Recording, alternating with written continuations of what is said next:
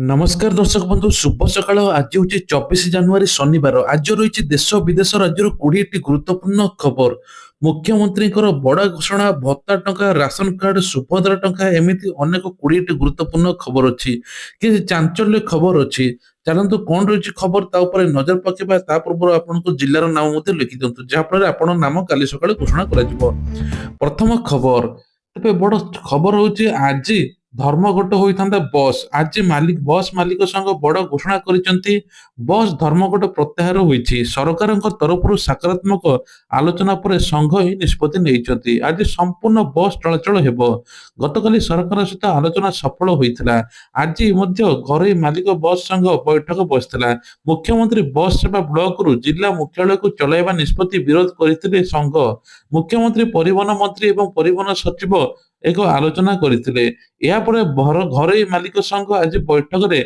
धर्मघट ओहरिब बोली सूचना दी परवर्ती खबर केंद्र सरकार प्राय 93,000 कर्मचारी खुशी खबर प्रधानमंत्री मोदी बड़ घोषणा कर साधारण बीमा कंपानी नाबार्ड और आरबीआई कर्मचारी दरमा पेंशन संशोधन प्रस्ताव को मंजूरी दी फल पाखापाखि 8,170 कोटी टंकार अतिरिक्त आर्थिक बोझ पड़े संशोधन द्वारा 46,322 कर्मचारी 23,570 पेंशन भोगी 23,260 पेंशन भोगी उपकृत हेबे कहुचे अगस्ट 1, 2022 लागू होता आईन संशोधन कर्मचारी वेतन एपाई पखापाखि 8,170 कोटी टका खर्च हेब ता सहित पेंशन भोगी एककालीन 50 कोटी टंकार बकेया मिल एने कि बड़ घोषणा परवर्ती खबर रही एथर सर्तावली सहित वर्जित वार्धक्य भत्ता गत वर्ष जानुआरी 15 तारिख निर्वाचन प्रसार प्रचार समय भारतीय जनता पार्टी मधुबाबू भत्ता टंका 1,000 ରୁ 3,500 बढ़ाई प्रतिश्रुति दिया निर्वाचन सरिया पर भारतीय जनता पार्टी एपर्यंत 3,500 क्या दिजाएनि कहुच्छी वर्तमान समय लोकों सीमा अधिक रु अधिक 60 ରୁ 70 वर्ष देखा मिली सरकार पेंशन शर्तावली को समस्त आश्चर्य करी एभली मिथ्या प्रतिश्रुति नहीं नूतन सरकार गठन हुए तेबे वोटर बैंक चलाउथुवा जनता को ग्रहण भविष्य को नूतन अधिकारी एवं इज्जत सहित आस्था हरैया पड़ी बुद्धिजीवी मैंने विशेषकर कहुचे भत्ता टंका सरकार एपटे कहते 60 वर्ष ऊर्ध्वित भत्ता टंका बढ़ 80 वर्ष ऊर्ध्विताधिकारी को 3,500 टका भत्ता मिल सहित आउ गोटे बड़ खबर रही राज्य स्तरीय 77तम साधारण दिवस जोरदार प्रस्तुति चली महात्मा गांधी मार्ग में परेड अभ्यास आरंभ होती देशात्मक गीत ताले ताले सामरिक अर्धसामरिक बाहिनी स्कूल कॉलेज छात्री माने परेड रे जोग देबे परेड अभ्यास 23 तारिख दिन अभ्यास करने पड़ता सहित आज 24 तारिख आज गोटे दिन अभ्यास परदिन एथर जानुआरी 26 बड़ बड़ घोषणा कर मोदी परवर्ती खबर विशेषकर कहुचे बढ़ला एणिक प्रति मासरे 25 टंका मिल एनिक बड़ घोषणा जहाँफल एथर सरकार कहते 1800 परिवर्ते 25 टंका ग्राम रक्षी मान मिल भत्ता बढ़ाई मुख्यमंत्री मोहन चरण माझी एनिक ग्राम रक्षी मान उपकृत हे बोली सरकार कहते सहित मुख्यमंत्री मोहन चरण माझी कहते खूब जदि आग को अधिक रु अधिक लोक किभली सामिल हे से व्यवस्था सहित आउ गोटे बड़ खबर रही मुख्यमंत्री कहते एसएचजी महिला को 10 लाख टंका पर्यंत ऋण मिल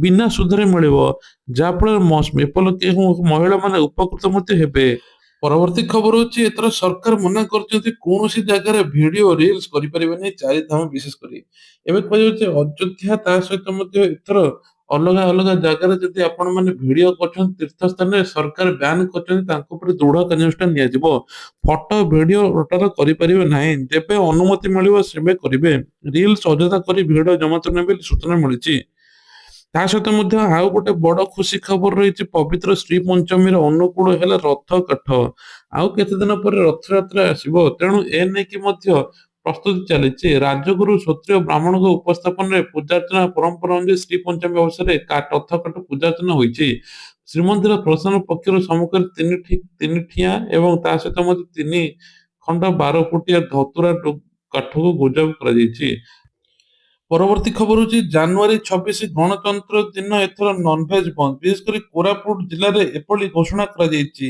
ଜିଲ୍ଲାପାଳ ସତର୍କତା ମଧ୍ୟ କରିଛନ୍ତି। ଜାନୁଆରୀ 26 ତାରିଖରେ ସମ୍ପୂର୍ଣ୍ଣ ନନଭେଜ ବନ୍ଦ ବା ନନଭେଜ ଦୋକାନ ମଧ୍ୟ ବନ୍ଦ ରହିବ ବୋଲି କୁହାଯାଉଛି। ସିଡିଏ ଜମି ଜାଲିଆତି ମନ୍ତ୍ରୀଙ୍କ ତଦନ୍ତ ନିର୍ଦ୍ଦେଶ। ତେବେ ସିଡିଏ ସେକ୍ଟର 6ରେ 100 କୋଟିରୁ ଅଧିକ ଟଙ୍କା ଜମି ଜାଲିଆତି ହୋଇଛି। ସବୁକିଛି ଜଣାପଡିଛି। ସରକାର ଏପଟେ କହିଛନ୍ତି ସରକାରୀ ଜମି ଟିକେ ବି ଏଣ୍ଟ୍ରିରେ ନେବ ନାହିଁ। ଯିଏ ଏପଟ ସେପଟ କରୁଥିବ ସରକାରୀ ଜମି ତା ଉପରେ କାର୍ଯ୍ୟାନୁଷ୍ଠାନ ନିଆଯିବ। ସେପଟେ ପିପିଲି ବାଳକାଟିଠୁ ଆରମ୍ଭ କରି ସବୁ ଗଭର୍ଣ୍ଣମେଣ୍ଟ ଭାଙ୍ଗି ସାରିଲାଣି। ସରକାରୀ ଜମିରେ ବସ୍ତିକୁ ଉଚ୍ଛେଦ କରାଯାଇ ତାଙ୍କୁ ମଧ୍ୟ ଘର ଦିଆଯିବ। ଏପଟେ ସିଡିଏସ୍ 6ରେ ମଧ୍ୟ 100 କୋଟିରୁ ଅଧିକ ଟଙ୍କା ଜମି କେଳେଙ୍କାରୀ ଜାଲିଆତି ମାମଲାରେ ପ୍ରତିକ୍ରିୟା ରଖି ନଗର ଉନ୍ନୟନ ମନ୍ତ୍ରୀ କୃଷ୍ଣଚନ୍ଦ୍ର ପାତ୍ର କହିଛନ୍ତି ଘଟଣାର ତଦନ୍ତ ଲାଗି ବିଭାଗକୁ ନିର୍ଦ୍ଦେଶ ଦିଆଯାଇଛି। ତଦନ୍ତ ରିପୋର୍ଟ ଆସିଲେ ଏନେଇକି ବଡ଼ ପଦକ୍ଷେପ ନିଆଯିବ। ପରବର୍ତ୍ତୀ ଖବର ହଉଛି ନିଯୁକ୍ତି ମେଳାକୁ ନେଇକି ବଡ ଘୋଷଣା। ଖୁବ ଜଲଦି ରାଜ୍ୟରେ ଏବେ ଜାନୁଆରୀ 24ରେ ନିଯୁକ୍ତି ମେଳା ଆରମ୍ଭ ହେବ। 61,000ରୁ ଅଧିକ ଯୁବକ ଯୁବତୀଙ୍କୁ ନିଯୁକ୍ତି ପତ୍ର ମିଳିବ। ପୂର୍ବାହ୍ନ 11ଟା ସମୟରେ ଭିଡିଓ କନଫରେନ୍ସିଂ ମାଧ୍ୟମରେ 18ତମ ରୋଜଗାର ମେଳା ଆରମ୍ଭ ହେବ। ଏହି ଅବସରରେ ପ୍ରଧାନମନ୍ତ୍ରୀ ନିଯୁକ୍ତି ପାଇଥିବା ବ୍ୟକ୍ତିମାନଙ୍କୁ ସମ୍ବୋଧିତ କରିବେ। ଦେଶର 45ଟି ସ୍ଥାନରେ ଏହି ରୋଜଗାର ମେଳା ଆରମ୍ଭ ହେବ। ନିଯୁକ୍ତି ସୁଯୋଗ ସୃଷ୍ଟି କରିବା ସର୍ବୋଚ୍ଚ ପ୍ରାଥମିକତା ଦେବା ପାଇଁ ପ୍ରଧାନମନ୍ତ୍ରୀ ପ୍ରତିବଦ୍ଧତା ଅନୁଯାୟୀ ରୋଜଗାର ମେଳାକୁ ଦୂରଦୃଷ୍ଟି ଓ କାର୍ଯ୍ୟକାରୀ କରିବା ଦିଗରେ ପ୍ରମୁଖ ପଦକ୍ଷେପ ନିଆଯାଇଛି। ତେବେ ରୋଜଗାର ମେଳା ମାଧ୍ୟମରେ ସରକାର 11 ଲକ୍ଷରୁ ଅଧିକ ନିଯୁକ୍ତି ପତ୍ର ପ୍ରଦାନ ମଧ୍ୟ କରିଛନ୍ତି।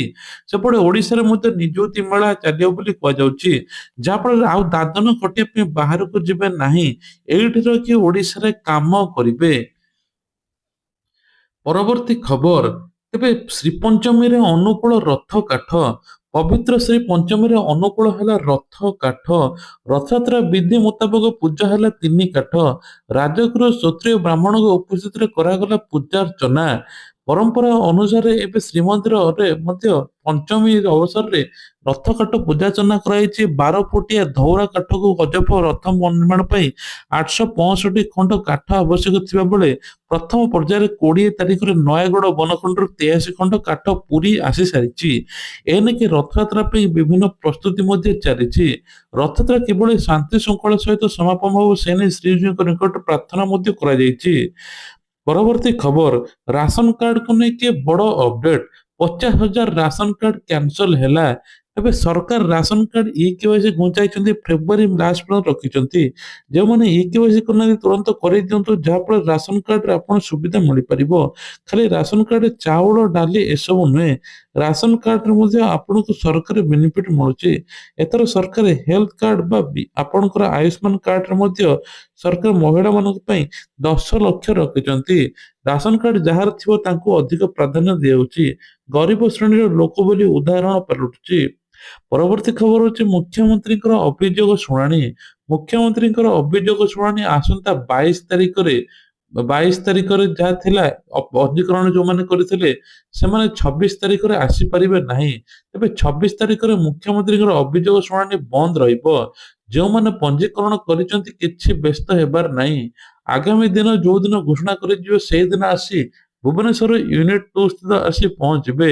ତା ସହିତ ମଧ୍ୟ ଏବେ କୁହାଯାଉଛି ଯେ 26 ତାରିଖରେ ଛୁଟି ଥିବାରୁ ସାଧାରଣତନ୍ତ୍ର ଦିବସ ଉପଲକ୍ଷେ ଜନଶୁଣାଣି ବନ୍ଦ ରହିଛି। ତା ସହିତ ମଧ୍ୟ ପ୍ରତ୍ୟେକ ଜିଲ୍ଲାରେ ମଧ୍ୟ ମୁଖ୍ୟମନ୍ତ୍ରୀଙ୍କର ଜନ ଅଭିଯୋଗ ଶୁଣାଣି ଚାଲିବ, ଯାହାଫଳରେ ସମସ୍ତ ଜିଲ୍ଲାରେ ସମାଧାନ ହେବ। ପରବର୍ତ୍ତୀ ଖବର ହଉଛି ଗାଡି ଚାଳକଙ୍କ ପାଇଁ ବଡ ଖବର। ବିଶେଷ କରି ଗାଡି ଚାଳକର ଯଦି 5 ଥର ଅଧିକ ଡ୍ରାଇଭିଂ ଲାଇସେନ୍ସ ବା ଆପଣ ଏପଟ ସେପଟ କାମ କରନ୍ତି ବା ଧରା ପଡନ୍ତି, ତା ସହିତ ଚାଲାଣ କଟେ ଆପଣ ନ ଭରନ୍ତି, ଆପଣଙ୍କ ମଧ୍ୟ ରଦ୍ଦ ହେବ ଲାଇସେନ୍ସ। ଏନେକି ବଡ ଘୋଷଣା। ବିଶେଷ କରି କୁହାଯାଉଛି ହେଲମେଟ ନ ପିନ୍ଧିଲେ 1,000 ଟଙ୍କା, ରଙ୍ଗ ରୁଟରେ ଗଲେ 5,000 ଟଙ୍କା, ମଦ ପିଇ ଗାଡି ଚଲେଇଲେ 5,000, ଡ୍ରାଇଭିଂ ଲାଇସେନ୍ସ ଆସିନଥିଲେ 5,000, ନାବାଳକୁ ଗାଡି ଦେଲେ 25,000 ଟଙ୍କା ପର୍ଯ୍ୟନ୍ତ ଫାଇନ ମଧ୍ୟ ଲାଗିବ। ତା ସହିତ ମଧ୍ୟ ଜେଲ ଦଣ୍ଡ ଅଛି ବୋଲି ସୂଚନା ମିଳୁଛି। ସରକାର ଏବେ କଡାକଡି ଭାବେ ପାଳନ କରୁଛନ୍ତି। ପଲ୍ୟୁସନ ସାର୍ଟିଫିକେଟ ନଥିଲେ ମଧ୍ୟ ଆପଣଙ୍କୁ 10,000 ଟଙ୍କା ଫାଇନ ଲାଗିବ। ପଲ୍ୟୁସନ ପାଇଁ ସରକାର ଆସ୍ତୁତି ଦେଇଛନ୍ତି, ଏପ୍ରିଲ ମାସ ପର୍ଯ୍ୟନ୍ତ ରଖିଛନ୍ତି। ତା ସହିତ କିଛି ଲୋକ ଏପର୍ଯ୍ୟନ୍ତ ଗାଡି ଚାଲାଣ ଥାଇ ମଧ୍ୟ ପଲ୍ୟୁସନ କରିଦଉଛନ୍ତି, ଫେକ୍ ରେ ତୁରନ୍ତ ତାଙ୍କ ଉପରେ ମଧ୍ୟ ଧରା ପଡ଼ିଲେ ତାଙ୍କର ମଧ୍ୟ ଲାଇସେନ୍ସ ରଦ୍ଦ ହେବ। ତା ସହିତ ମଧ୍ୟ ଜନସେବା କେନ୍ଦ୍ର କେବେ ଖୋଲିପାରିବେ ନାହିଁ। ପରବର୍ତ୍ତୀ ଖବର ଅଛି ସୁଭଦ୍ରା ଟଙ୍କା କିଛି ଦିନ ତଳେ ମିଳିଲା, କିଛି ଲୋକଙ୍କୁ ଏପର୍ଯ୍ୟନ୍ତ ମିଳିନାହିଁ। ଯଦି ଆପଣଙ୍କୁ ମିଳିନାହିଁ କମେଣ୍ଟ କରନ୍ତୁ। ତା ସହିତ ସୁଭଦ୍ରାର କୁହାଯାଉଛି ଟୋଟାଲ ସମସ୍ତଙ୍କୁ ମିଳିବ 5 ତାରିଖରେ। ଏବେ ଯୋଉ ହିତାଧିକାରୀ ମୁଖ୍ୟମନ୍ତ୍ରୀ ଅଭିଯୋଗ ଶୁଣାଣି ପାଖକୁ ଯାଇଥିଲେ କିମ୍ବା ଯୋଉ ଅଧିକାରୀ ଏପର୍ଯ୍ୟନ୍ତ ସୁଭଦ୍ରା ଟଙ୍କା ପାଇନାହାନ୍ତି ସିଏ କହିଥିଲେ ସରକାର ଏପଟେ କହିଛନ୍ତି ବ୍ୟସ୍ତ ହେବାର ନାହିଁ, ଆପଣଙ୍କ ଟଙ୍କା ସରକାରଙ୍କ ପାଖରେ ଅଛି, ସୁଭଦ୍ରା ଟଙ୍କା ଖୁବ ଜଲ୍ଦି ମିଳିଯିବ। ପରବର୍ତ୍ତୀ ଖବର ତେବେ କୁହାଯାଉଛି ଯେ ଏଥର ବେବି ପରବର୍ତ୍ତୀ ଖବର ଏକ ଚାଞ୍ଚଲ୍ୟ ଖବର, ଜନସେବା କେନ୍ଦ୍ରର ଲୋକକୁ ଏବେ ନିଧୁ ମାଡ଼ ମାରିଛନ୍ତି ବାନ୍ଧିକି। ବିଶେଷ କରି କୁହାଯାଉଛି ଏମାନେ ଗ୍ରାମବାସୀଙ୍କର ଲୋକଙ୍କର ଟଙ୍କା ନେଇଥିଲେ, 50 ଲକ୍ଷରୁ ଉର୍ଦ୍ଧ୍ୱ ଟଙ୍କା ନେଇଛନ୍ତି। ବାଲିଆପାଳ ବ୍ଲକ ଅଧୀନରେ ପଞ୍ଚାୟତ ସମ୍ମୁଖରେ ଦେଉଳ ଗ୍ରାମରେ ରଞ୍ଜନ ରଣାଙ୍କର ଭାରତୀୟ ଷ୍ଟେଟ ବ୍ୟାଙ୍କ ଆକାଉଣ୍ଟରୁ ସେବା କେନ୍ଦ୍ର ଖୋଲିଛନ୍ତି, ଯେଉଁଠି ସ୍ଥାନୀୟ ଅଞ୍ଚଳ ଶହ ଶହ ଲୋକ ଟଙ୍କା ଜମା କରିଥିଲେ। ହେଲେ ରଞ୍ଜନ ଚଞ୍ଚକତା ପୂର୍ବରୁ ରସିଦ ଦେଇଥିଲା, 50 ଲକ୍ଷରୁ ଅଧିକ ଟଙ୍କା ହଡପ କରିଥିଲା। ଏହା ଜଣାପଡିବା ପରେ ଜମାକାରୀମାନେ ରଞ୍ଜନକୁ ଟଙ୍କା ମାଗିଥିଲେ। ରଞ୍ଜନ ଟଙ୍କା ନ ଫେରାଇ ଦେବା ପାଇଁ ମଧ୍ୟ କହିଥିଲେ।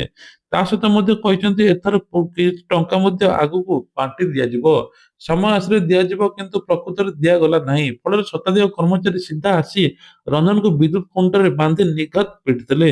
ତାପରେ ଆଇଆଇସି ସମସ୍ତେ ଆସି ପହଞ୍ଚିଥିଲେ, ପୋଲିସ ଆଉ ଉଦ୍ଧାର କରିଛନ୍ତି। ଏବେ ବିଶେଷ କରି ଏଇ ଟାଇପର ହେଲେ ଆଗକୁ କିଭଳି ଚାଲିବ ବୋଲି ଏ ନେଇକି ମହିଳାମାନେ ଦାବି କରି ଆସୁଛନ୍ତି। ସରକାର ଏ ଉପରେ ଧ୍ୟାନ ଦେବା ଦରକାର ନିହାତି।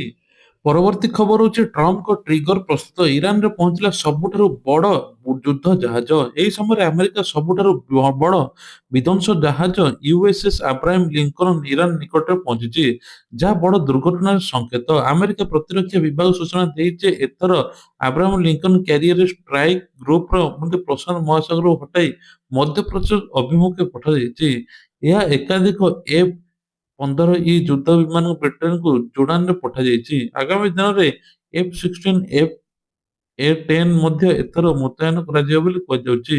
ଆମେରିକାର ବଢୁଥିବା ବିପଦ ଯୋଗୁଁ ଆମେରିକା ଏଭଳି କରିଛି। ପରବର୍ତ୍ତୀ ଖବର, ପ୍ରଧାନମନ୍ତ୍ରୀ ନରେନ୍ଦ୍ର ମୋଦି ଦେଶରେ 1 ଲକ୍ଷକୁ ପିଏମ ସ୍ୱନିଧି ଋଣ ପ୍ରଦାନ ବା ପିଏମ ସ୍ୱନିଧି ହିତାଧିକାରୀଙ୍କୁ କ୍ରେଡିଟ କାର୍ଡ ଶୁଭାରମ୍ଭ କରିଛନ୍ତି।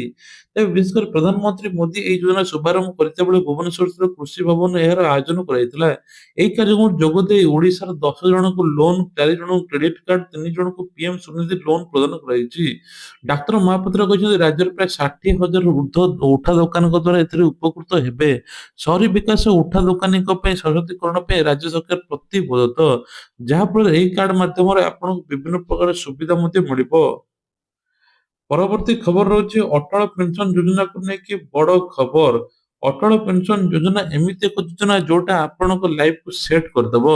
ବିଶେଷ କରି କୁହାଯାଉଛି ଯେ ଏଥର 2030-31 ବର୍ଷ ପର୍ଯ୍ୟନ୍ତ ଜାରି ରଖିବାକୁ ପଡିବ 5 ବର୍ଷ, ଅର୍ଥାତ 2025ରୁ 5 ବର୍ଷ ଆପଣ ଯଦି ରଖିବେ ପେନସନ ଆପଣଙ୍କୁ ପ୍ରତି ମାସ ଆକାରରେ ମିଳିବ। ତେବେ ବିଶେଷ କରି କୁହାଯାଉଛି ଯୋଉମାନଙ୍କୁ ଏବେ 60 ବର୍ଷ ବୟସ ପରେ ଏମାନଙ୍କୁ 1,000, 2,000, 3,000, 4,000, 5,000 ପର୍ଯ୍ୟନ୍ତ ପେନସନ ମିଳିବ। ତା ସହିତ ମଧ୍ୟ ବୟସ ଅନୁସାରେ ଏଇଟା କାଲକୁଲେସନ ହୁଏ। ଆପଣ ମାନେ 18ରୁ 40 ବର୍ଷ ଭିତରେ ଆମର ଏଇଟା 5 ବର୍ଷ ସହଜରେ ପଞ୍ଜୀକରଣ କରିପାରିବେ। ଜନସେବା କେନ୍ଦ୍ରକୁ ଯାଇ ପଞ୍ଜୀକରଣ କରିବେ, ତା ସହିତ ଆପଣ এই ସୁବିଧା ପାଇପାରିବେ।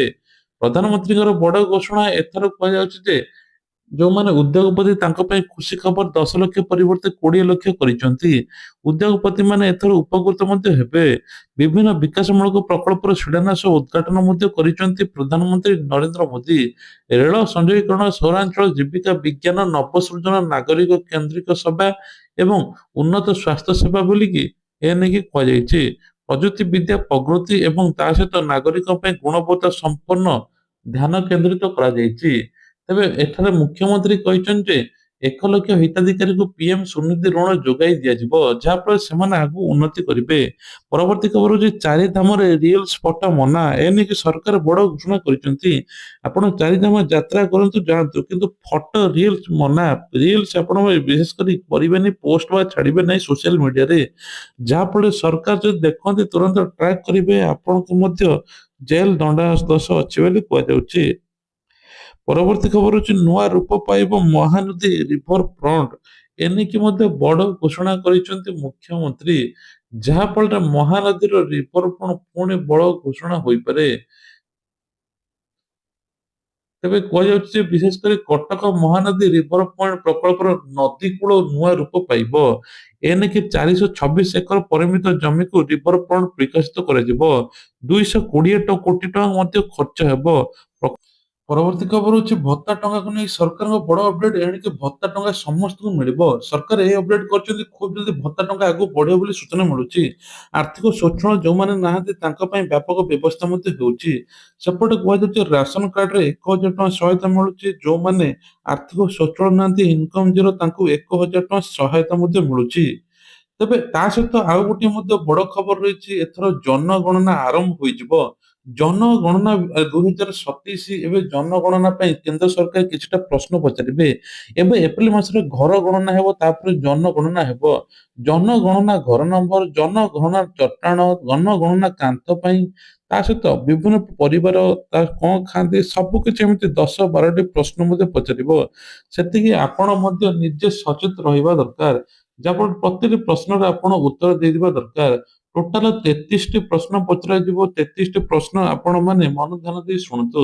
ଅପରିଷ୍କାର ଜଳପଥ, ରୋଷେଇ ଘର, ରେଡିଓ, ଟେଲିଭିଜନ, ଇଣ୍ଟରନେଟ ସୁବିଧା, ଲାପଟପ, କମ୍ପ୍ୟୁଟର, ଟେଲିଭିଜନ, ଏମିତି ବିଭିନ୍ନ ପ୍ରକାର କୋଶ୍ଚିନ୍ ଅଛି ଯାହାକୁ ଆପଣଙ୍କୁ ଦେବା ପାଇଁ ପଡିବ। ତେବେ ଇଏ ଥିଲା ଆଜିର ଦେଶ ବିଦେଶ ରାଜ୍ୟର ଖବର। ଯଦି ଖବରଟି ଭଲ ଲାଗିଥାଏ ନିଶ୍ଚୟ ଲାଇକ୍ କରିବେ। ଚ୍ୟାନେଲରେ ନୂଆ ଥିଲେ ସବସ୍କ୍ରାଇବ କରିବା ପାଇଁ ଭୁଲିବେ ନାହିଁ। ଜୟ ଜଗନ୍ନାଥ।